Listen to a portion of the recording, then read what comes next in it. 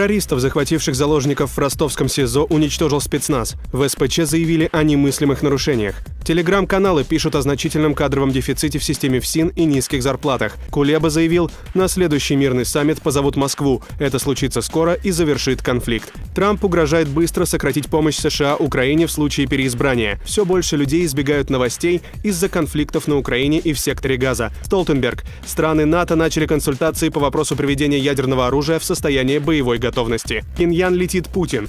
В Подмосковье олигарх Рыбаков купил 88 гектаров под город будущего. Начальника Восточно-Сибирской железной дороги Владимирова арестовали по делу о взятке. Ему грозит до 3 лет. В Думу внесут законопроект о геноциде советского народа. Маск заявил, что его мозговые импланты заменят мобильные телефоны. Глава Минвостокразвития Чекунков.